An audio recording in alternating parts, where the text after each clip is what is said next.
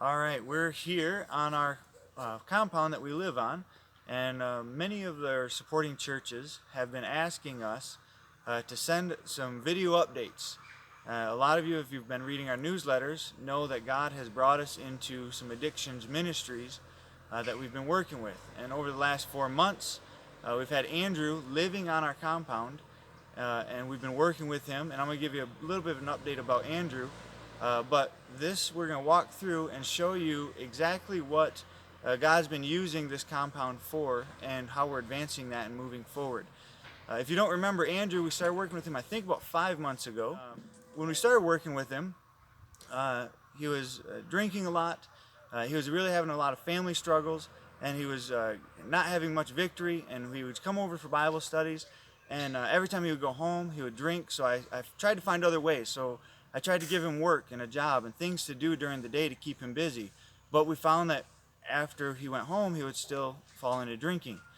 And so after much prayer and a lot of anguish and trying to figure out what to do, how to best help Andrew, it became perfectly clear that the only option was to remove him from his situation and move him here. And so that's what we've done. My wife and I, we both went through addictions in our past, and that's what helped us get out of that. And so we desired to do that with Andrew. And so we have a back guesty that I'm about to show you in a minute that has 2 bedrooms and a bathroom and a kitchen and everything all set, that we've really revamped it and updated it to do this. And so we moved Andrew into the back guesty about 4 months ago, and now a little over 4 months ago. Now he's 4 months sober, and he's 2 months with no smoking.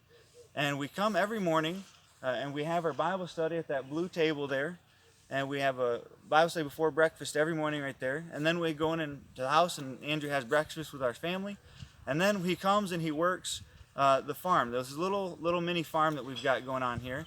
And then a couple times a month, we'll go to the church, and he'll actually help cut the grass at the church and keep up with the church property. So we're going to turn over here and show you what we've got growing here. We've got passion fruits, lots of banana trees. And then if you come inside the fence to keep the dogs out, we've got tomatoes, Swiss chards. Eventually, when the rains start coming, we're going to have corn over there.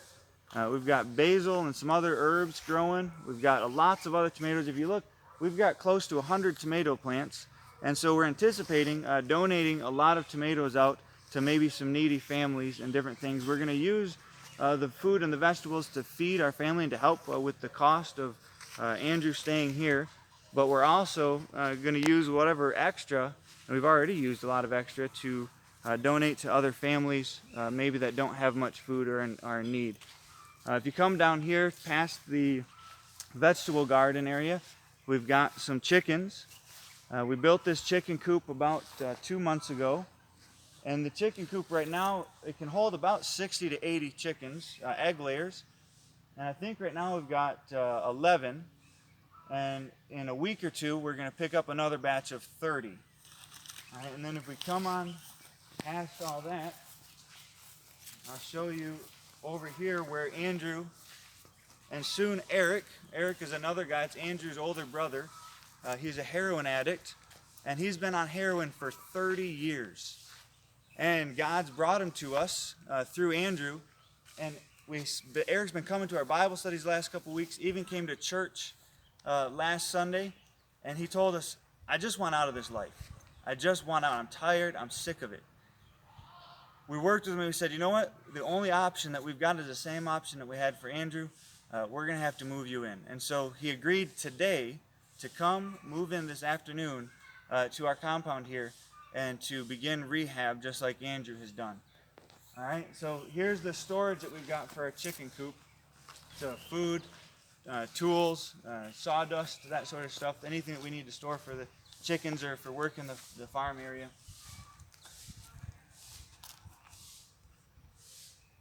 We've got lots of mango trees too. If you see them, they're everywhere. They're massive mango trees. All right, now if we come back over here, I'm going to show you the rooms that God's allowed us to set up to use for this ministry.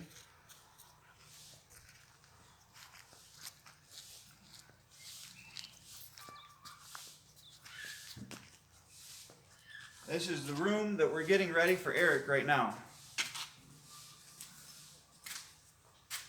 And so if you see, we've got a desk for him to do his personal Bible studies. And then we've got just a trunk for him to put clothes in. And he's got his bed and the trunk that we're using for a table, because I don't have anything else for a table right now. But the plan is, right now we've got Eric and Andrew. And if the Lord opens the door where we end up with another one or two guys that are needing this type of ministry, that are really ready, because we're only working with people that are ready, that are ready for that change, ones that are serious. And so if we end up with one or two more, we'll swap out these single beds for some bunk beds or something, and we can add another one or two guys on this compound. And then if we head over here, we've got Andrew's room, which is right next door. We don't need to go in there. It looks exactly the same as this one. It's the same setup and everything, just a 180 flip.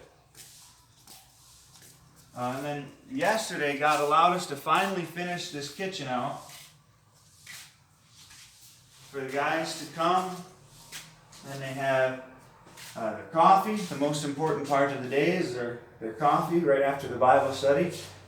And then we finally put up these shelves and everything yesterday, so they've got a place to put their pots and pans and the cookware. This is how they boil their water for their coffee, or if they want to cook anything else, this is how they can do that. Now, most meals they spend with my family. They eat the 3 meals a day, breakfast, lunch, and dinner, are all in the house with my family. And then but they've got the option, if they want something extra or off to the side, they can do that too. Now we've got a shower here. This is where they can take a shower. We put a little heated head up there for them to have some warm water. And then the toilet and just a little sink here for washing their hands. Now, so to fill in what the routine looks like I said, they wake up in the morning, we go over there, we'll do our Bible study. When Eric comes, he'll join us, but we're going to try and split it off to where we have one-on-one Bible studies. So Andrew will probably be right before breakfast, and then maybe do Eric's Bible study right after breakfast. Split the two off so we get some one-on-one time so I can talk about them personally. If there's issues, if there's counseling problems, if anything that comes up, they'll be more free and open to have these one-on-one discussions like that. And then after the Bible studies and breakfast, they'll come and they'll work in the vegetable garden. They'll be working with the chickens, making sure the chicken coop's cleaned out regularly, making sure the chickens are fed and watered to get their vitamins and all that sort of stuff. And then, like I said, every now and then up to the church to help with the church property. And then they have lunch with the family again, and dinner, back to the same, finishing up, watering the garden, watering anything that needs to be watered. And then mowing the lawn, cutting the grass, whatever, trimming the bushes, trimming the trees, anything that sort of mess. And then when we have dinner, and then after dinner, we have our family devotions, our family Bible study with our kids. And Eric and Andrew will join us for the Bible study with the family. And they just continue on with the Bible study. They've also got Andrew's got his Bible verse to memorize every week. With my wife and with me, when we were going through addictions, the biggest thing that helped us was when somebody volunteered to invite us into their home and treat us like family.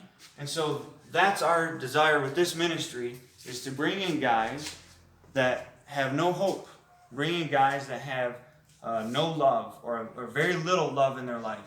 And we want to bring them here, and we want to show them the love of Christ. We want to allow them to see how a good Christian family should live and worship God, and they see the flaws along with the good side, so they know that we're real people. They live with us, they do life with us. Andrew could probably share all sorts of stories about about my flaws and my problems and everything that I go through. But he gets to see the way God's working on us as a family, and we get to see the way God's working on him. My wife and I were talking 2 days ago how since when Andrew came in, this huge difference in personality and who he is now compared to back then. Another thing that we do with this ministry is it's not just about the men. Andrew's got a wife and he's got a daughter. Right? A lot of the wives and daughters have gone through a lot of problems, right? They've gone through a lot of pain. They've gone through a lot of heartache. And so my wife has been counseling with Kathy for a couple months now, for almost the same amount of time as I've been with Andrew, 4 months, and bringing her to the house, doing Bible studies. She's basically at her house 3 to 4 days a week, coming to church on Sundays, coming back to our house after Sunday church for dinner and to hang out basically the rest of the day. Kathy and Erica stay over to do our family devotions with us at least 2 to 3 times a week. So they're really involved, and they're not just missing their dad. They're coming back. They're seeing their dad. They're seeing Andrew. They're reconnecting as a family, but they're also being loved on as well. And so Kathy and Erica can go through the healing process. They can go through the Bible growth with my wife and get that side of things too. It's not just the men that need help. It's the whole family.